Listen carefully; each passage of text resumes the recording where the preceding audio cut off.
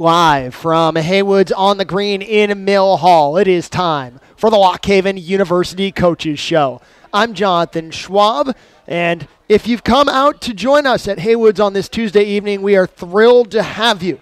If you're listening on the Bear Country Sports Network, whoa, seasons have changed. We are about an hour away from Lock Haven University women's basketball as they host Seton Hill, our first basketball coverage on the Bear in 2016-2017. Excited, though, to be joined one final time this year by Lock Haven University head football coach David Taynor. Coach Taynor, it's great to have you back for the last time in 2016. It's great to be here. Closing out the season at 4-7, the most wins since 2002. Last time your seniors walk out between the lines, and that group accomplished a great deal during their Lock Haven careers. Have you had time over the last few days to think about the legacy that these young men leave behind in the program? Well, it's one of the things that we try to emphasize in our program is we want to send our seniors out as winners. And when we define that, we say as guys that have built tradition in Lock Haven University football. So, it's great to see the accomplishments that they've had. Some of those guys will leave a long-time legacy in what they've done and set a standard for others to aspire to get to over the next few years as we continue to build our program. So, I'm really excited about accomplishments that we've had. I mean, Caleb Walton finished a phenomenal career with, I think, 68 touchdown passes in his career. He's got, I think, accounted for 79 total TDs, which are both school records. First quarterback to go over 3,000 yards in a season with 3,115 yards. And Sean Seif was first receiver over 1,100 yards and just the second one over 1,000 yards in Lock Haven University history with, I think he had finished up with 1,282 yards and 11 touchdowns. So, had a great year in that. Kevin Chappell, even though he was a one-year guy for us, did a great job. He's a guy who we'll see whenever the all-conference teams come out, but we expect him to be most likely a first-team all-conference player. We'll see when those get out here in the next day or so. So we're very excited about what that group has done. And we're looking forward to the offseason. We finished the game on last Saturday and said, hey, it's all about the birthday for the new team. This Wednesday we'll have what we call our birthday, which is really the birthday for the 2017 team, and our focus is about continuing to build off of what we did in 2016. Any cake? We're trying to work on potentially doing that. So there was I'm not much at baking, and I don't really want to put that on my wife. And on the first couple of days of the off season, I think that'd be kind of rude of me. I think I have a list of things I need to do to make up for the time lost during the season. So, and while you bring that up, what does the sacrifice? And it's not just your wife and your daughter, but all of these coaches make sacrifices in their personal lives to contribute to the success of the program. What does that mean to you, the sacrifices that family members and your assistant coaches make? Well, first off, for myself personally, I got a phenomenal coaching family that understands the commitment that's there, and they understand that we're committed to the development of our student athletes and to our players. And and that's, while it's a sacrifice from a personal standpoint, it's also it's a great honor and a humbling charge that we have to work to develop our players and have a great impact in their lives. What were some of the highlights for you of this 2016 season? Well, I think first looking at it is this was the first winning season in divisional play since 1979, which is really, if you look at it, the first winning season in divisional play since the scholarship era and PSAC football has started. I believe it was 1980 when football scholarships started to be offered, and since that point in time, Lock Haven has not had a lot of on-field success. So to have a winning season in our divisional play, obviously we got to close the gap with the PSAC West. And we went 0-4 versus the PSAC West, so it's going to be a dedication in the offseason in our training. It's also a dedication in recruiting and a dedication in getting out and raising some funds in order to close some of that gap. Joined by Lock Haven University head football coach David Taynor on the LHU Coaches Show from Haywood's on the Green in Mill Hall. We are here every Tuesday night from 7 p.m. until 7:30. A number of potential accolades, both all PSAC and potentially All-American for your team upcoming. What would any accolades individuals would be able to earn mean to the program as a whole? First off, it's very strong validation for the work that the individuals who receive those awards have put into the process and have dedicated themselves to being successful. Like I said, the awards for PSAC All Conference won't be coming out here, I think, for a little less than 24 hours from now. But I would expect we're probably going to have somewhere between 4 and 6 All Conference players out of this group, which I think the last time in 1982 there were 5 first-team all-conference players. I'm talking about first team. I think somewhere between 4 and 6 we should be. 1982, 1981, and then in 1979 there was 7. So I don't know that we'll get to 7, but I think we've got an opportunity to be able to equal or better some of those early 1980 years. So I think that's very good for the program. It's going to be phenomenal for us in the recruiting process to see that you have the opportunity to come to Lock Haven University, compete to win PSAC East titles, and also get an opportunity to develop into an all-conference level player. We will talk more about the future and what's up ahead for your program when we come back. This is the Lock Haven University Coaches Show from Haywood's on the Green on Tuesday evening. If you're listening on the Bear Country Sports Network, we are less than an hour from Lock Haven University women's basketball as they host Seton Hill. This is, again, the Lock Haven University Coaches Show presented by the Bear Country Sports Network. And we want to thank all of you for being a friend on this Tuesday evening. Jonathan Schwab on the Bear Country Sports Network. This is the Lock Haven University Coaches Show, joined right now by Lock Haven University head football coach David Taynor, looking back at the 2016 season and looking ahead at the off-season to come. With a 37-person freshman class, it's obvious you're going to have a large number of returnees coming back in 2017. What are you going to ask of those guys in the off-season?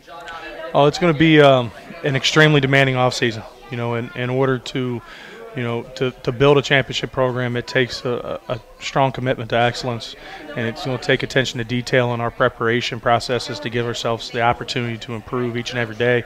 From a fundamental standpoint, we want to develop our fundamentals to be sound and take some ownership in what we're doing during the off season. So we're going to challenge them every single day. The one thing I can promise you is they won't ever have the opportunity to be comfortable during the off season. So they're always going to be challenged in order to improve and commit each and every day.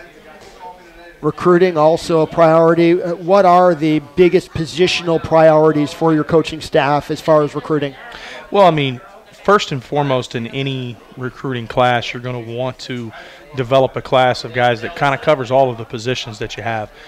It's going to be important for us going into next year. We have 4 of our returning starters from up front, or guys that have gotten considerable reps, are going to be seniors. So it's important that we recruit up front, that we do a great job in recruiting the offensive and defensive lines. Now, we had some young defensive linemen. We had 2 freshmen that played a considerable amount, but we need to improve our depth there. We have in the receiver position with Sean Seif, and then even though Dan Krupko didn't play a lot of games for us before the injuries, this year, we have him and Pritchett that we'll have to replace. So receiver is going to be an area. We got a lot of young guys, but we need to go and find a big receiver during this part of the process. We graduated one of our tight ends, so it's also important to develop some of the depth there. Delvon Dennis did a great job for us, but Willie Sensendorfer was a very multifaceted guy that we're going to have to look to replace during the offseason. From a defensive standpoint, we want speed. We're going to go out and find guys that can run and make plays and track the ball in space in order to continue to build upon some of the successes we had this year. Towards the end of the year, we created a lot of takeaways. Didn't happen in the last game, but the few games right before that, we created a lot of takeaways, and that happens when you have very fast guys that get after the ball. So, we're going to focus on finding speed on the defensive end. Joined by Lock Haven University head football coach David Taynor on the LHU Coaches Show. How will this offseason be different than last offseason for you? Well, the upperclassmen that we have returning in the program that went through an offseason understand the standard of performance that's expected. So there will be some guys in the program that have been there and have done that. Now, obviously, we're going to take them and make sure that we challenge them so they don't feel comfortable in what they're doing. Because comfort breeds complacency, and complacency is something that we can't accept. So, but we'll challenge them each and every day to commit. But there's been some guys that understand it and can step forward as leaders as we continue to increase the demands we place on them. So the cake on Wednesday is the last comfortable moment of the off season. There's no comfortable moments. They might have to do it. Might have to do a little physical labor in order to get the cake. I don't know. Our last one for fun with Lock Haven University head football coach David Taynor, and there's a little bit of a serious tone to it as well. You and your assistant coaches are going to spend a tremendous amount of time on the road during the off season. If you had to estimate the number of different high schools as an entire coaching staff you will visit in the off season, what would you estimate that number will be? Well, in the winter will be 3 weeks. There's 6 of us coaches on the road. So that means each one of them's hitting 30, so 180 a week. So we should hit about 500 high schools in that 3-week period. Probably somewhere between 450 and 500 high schools will be in during that 3-week period. Depending upon how we can do from a budget standpoint and how many weeks we can get out the road in the spring, we'll probably hit another 400 to 500. There'll be some repeats in that, but hopefully we're in 600 schools. That's thought process in this whole deal. So when vacation comes, there's not an efficient route you won't know. The problem is at this point in time, everybody's so GPS dependent. We drive to someplace, but we don't really know where we're going until we show up. It's plug it into your GPS and go. It's not like the old days when I first started recruiting that you had your maps and map quests and you're stopping and trying to find directions and asking them from people at gas stations. So it's become a little bit more efficient in how we find schools as we go to them. Lock Haven University head football coach David Taynor, thank you so much for taking the time to sit down with us every Tuesday all season long. It's been a pleasure covering your program, and we look forward to tracking your progress during the offseason and getting back to it in 2017. We're looking forward to it. It's going to be a phenomenal offseason. Coming up next on the Lock Haven University Coaches Show, we'll be joined by Lock Haven University head wrestling coach Scott Moore. This is the Lock Haven University Coaches Show, presented by the Bear Country Sports Network. Welcome back to the Lock Haven University Coaches Show from Haywood's on the Green in Mill Hall. We are here every Tuesday night from 7 p.m. until 7:30. Jonathan Schwab sitting to my right now. It is Lock Haven University head wrestling coach Scott Moore. Coach Moore, great to have you back on the show. Hey, it's great to be here. Your team coming off a weekend spent at the Journeyman Collegiate Classic, and we have to start with Corey Hazel. He has demanded the attention of the media and the conference, the PSAC Wrestler of the Week, winning his pool at 184 pounds. Now 8-0 on the year. What has he been able to do to be so effective?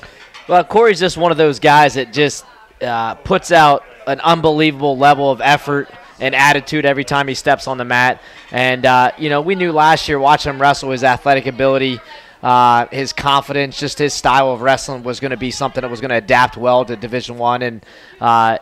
And it's exciting to watch him compete. He never gives up easy, never out of a match. Never know what you're going to see when he's wrestling out there. He has a wide variety of attacks, just wrestles with such an attitude and such effort that I think he demands that respect from his opponents. He's a physically talented, just gifted athlete that has developed and matured mentally and physically over the last year. And, just a blessing on our team being a freshman and being so successful. I think he's demanding a lot of respect from his teammates and just leading by example on the mat, which is huge for our young team. How does that affect the room day in, day out at practice when you have a kid you can point to and say, guys, this is how I want you to go after it every single day? Well, you have guys like that on your team, it's easy to make a positive example out of them. And, and then when the way he works at practice, his attitude is never say die. He's never quit. When you can point to a guy in your room and say, that's how you should wrestle, that's the effort you guys need to put out. That's what happens when you work hard and you have the right attitude. It makes our job a lot easier as coaches. And, he's a local grown, Penns Valley, right over the mountain here. So adds a lot of sort of interest in our program locally, as far as fan support and, someone who's going to be pivotal in our lineup this year in the upper weights. And our upper weights are pretty strong this year, and we have a lot more maturity and a lot more age and experience in the upper weights. So, he fits in right where we need him to fit in, and someone who's going to be a godsend for our program this year. who were some other guys who you thought wrestled in a very positive way at the Journeyman Classic? I mean, some of our leaders on the team, obviously start with Ronnie Perry, always goes out, always wrestled hard, always puts on a show. Someone who we expect to be, at the top of his game every time he steps on the mat. He's a captain. He's a redshirt junior. He's a returning national qualifier. So the expectations for him are to compete hard and obviously lead by example, but to beat the best guys in the country. And this weekend he beat, his first top 20 opponent of the year, and in the finals lost to the 8th-ranked kid in the country, by a takedown. So, but the best thing about him is he knows he can get better. He understands the mistakes that he's making, and he wants to learn. He wants to improve, and that's sort of the mindset you got to have at this level of competition. It's not, okay, I did well, let's continue on that streak. It's what can I do better? How can I work harder? How can I improve the next time I step on the mat? So Ronnie Perry's certainly been solid for us this year and will continue to improve with his attitude and his work ethic. You got transfer heavyweight Thomas Haynes, who made his debut this weekend, and something that was much anticipated by not only our coaching staff but the team, and did not disappoint. Came out first college match, beat a top 20 opponent. Obviously being a sophomore and wrestling at that level already, and having that tenacity to go out and fight and finish the takedown in the last 15, 20 seconds of a match. Next match, he goes out, wrestles the 4th-ranked heavyweight in the country, and just goes right down to the wire, 4-4 with 30 seconds left, and just couldn't find a way to score. So his leadership, his ability, his impact on the team as a heavyweight is already showing through, and obviously something for the local fans and the Pennsylvania fans with him transferring back to the state, something for them to be very excited about. Because he hadn't wrestled much competitively in the last couple of years, were you trying to keep your expectations somewhat in check just for his sake in that first serious action?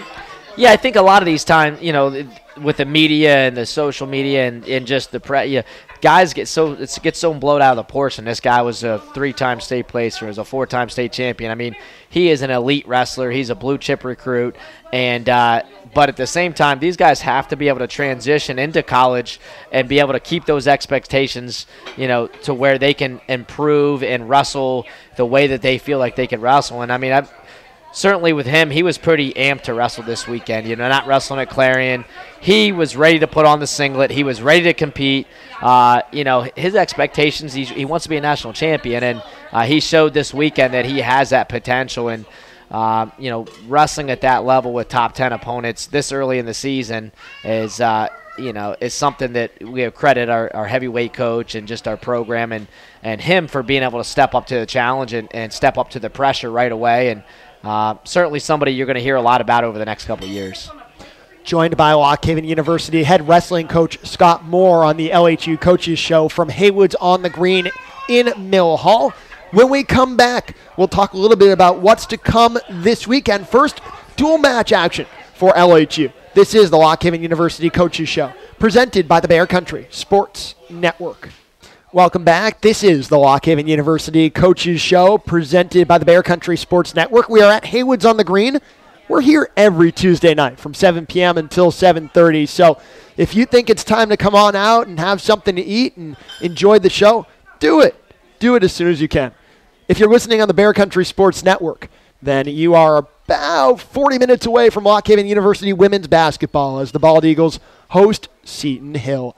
Joined with Lock Haven University head wrestling coach Scott Moore right now. And, Coach, we talked about this past weekend. Let's look at the weekend to come, the Cavalier duels. You have a couple quality opponents on the docket with Maryland and Virginia. Starting with Maryland, what should fans expect? Well, Maryland's a new team to the Big Ten, only in their second year in the Big Ten. Well-coached program by Kerry McCoy, former national champion at Penn State, Olympian.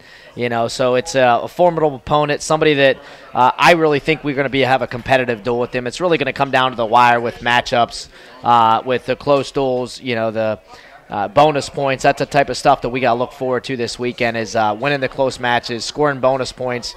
There's going to be some matchups where, we're definitely favored. We got to take advantage of those and score as many points as possible. And it's really going to come down to who's willing to fight and who's going to be prepared on that 1 hour weigh-in I think this is probably their first dual meet. It's definitely our first dual meet of the season. So how we're going to perform in that dual meet setting, how can we put it together with 10 guys in a lineup, back to back to back, and see how these guys can perform under a little bit of pressure. In a great event, Cavalier Duels is something that, the first time we've been part of it, but something that as a coach at UVA, a former coach, we hosted before. So just a great way to start the season and really test our guys against an opponent that we don't see a whole lot, but somebody who's going to definitely have some All-American potential and a well-coached program that we feel like we can go in there and pull an upset. You basically stop, drop, and roll straight into the Virginia match after that. Right. What's the synopsis on Virginia? Well, for us, it's trying to figure out what the matchups. We have, a couple weight classes where we have guys that could go either way with who could wrestle. So right now we're trying to determine who's going to wrestle in each dual meet. What's our best chance of winning each duel?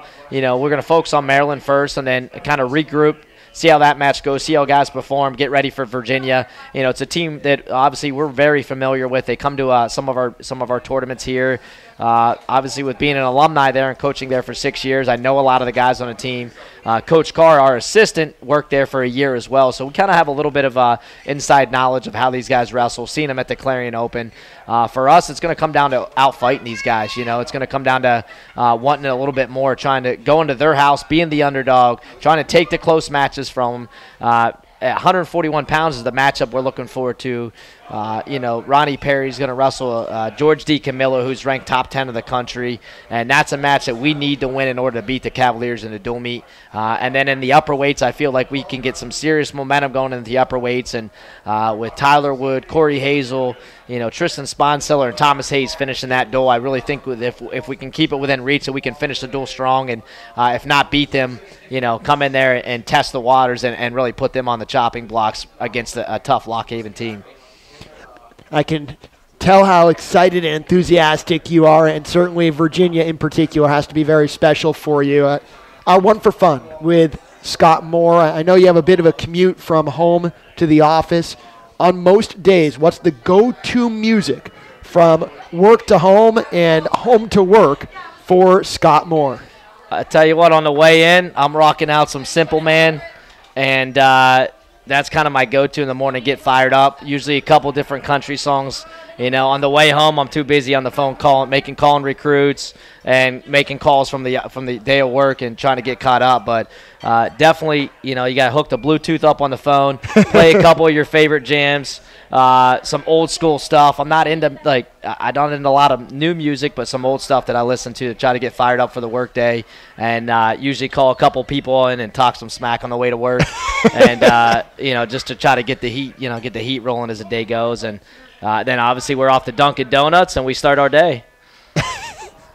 And depending on the week, free coffee, right? Today was free coffee. I got to get that app working on my phone. It's not quite there yet. But. Well, we wish you and your program the best of luck down in Virginia against Maryland, 11 a.m., Virginia, 1 p.m. Hey, thank you very much. Lock Haven University head wrestling coach Scott Moore, and that will do it for this week's edition of the Lock Haven University Coaches Show from Haywood's on the Green. For those of you who came to Haywood's tonight, thanks for joining us. For those of you listening on the Bear Country Sports Network, coming up next, it is the pregame Lock Haven women's basketball hosting Seton Hill. For our entire Bear Country Sports Network crew, I'm Jonathan Schwab, and this has been the Lock Haven University Coaches Show.